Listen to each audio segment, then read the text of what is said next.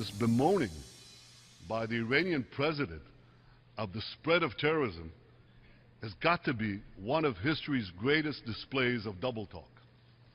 You know, to say that Iran doesn't practice terrorism is like saying Derek Jeter never played shortstop for the New York Yankees. Israeli Prime Minister Benjamin Netanyahu speaking at the UN yesterday amid new concerns that the U.S. might make a deal with the Iranians in exchange for some nuclear concessions. Let's go further in depth on this story, and to do so, we're pleased to be joined by David Rubin, a blogger for Israel National News and the former mayor of Shiloh, Israel. He's also the author of Peace for Peace, Israel in the New Middle East. And from Newsmax New York, our old friend Alan Dershowitz, who you know as the host of You and the Law here on Newsmax TV. He is also the author of the new ebook, Terror Tunnels, The Case for Israel's Just War Against Hamas. Alan and David, we thank you both for your time. Alan, first to you as you join us from Newsmax New York.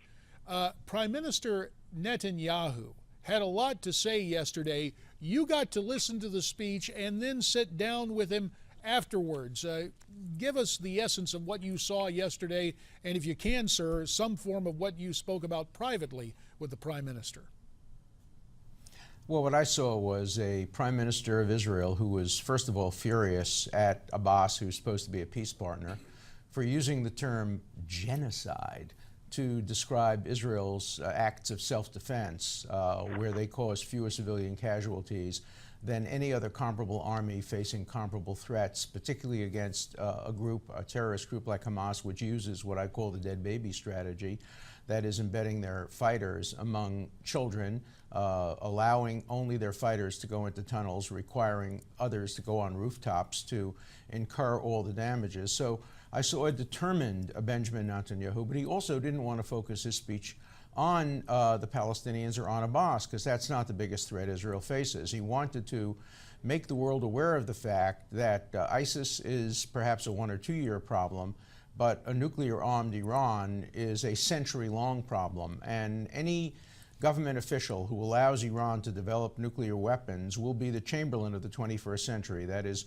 will be the person who didn't recognize the greatest threat to security and peace in the world in his century, the way Chamberlain didn't in the 20th, and the way some leaders of the world are not recognizing the threat in the 21st century. So keep your eye on the prize, and the prize is to make sure that Iran does not develop nuclear weapons, and Israel will defend itself against all threats, external or from Hamas. And, you know, I think the world has to understand, this is me speaking, obviously not the Prime Minister speaking, but Israel will not allow Iran to develop nuclear weapons, whatever it takes.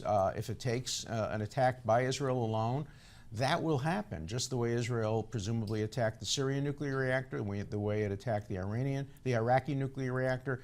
It will destroy the Iranian nuclear reactor, well, Alan, whatever it takes to do that. Let's hear directly from the Prime Minister in his remarks yesterday from the UN. We'll take a listen to this. It's one thing to confront militant Islamists on pickup trucks armed with Kalashnikov rifles.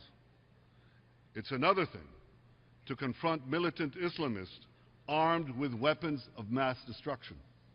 But to defeat ISIS and leave Iran as a threshold nuclear power is to win the battle and lose the war.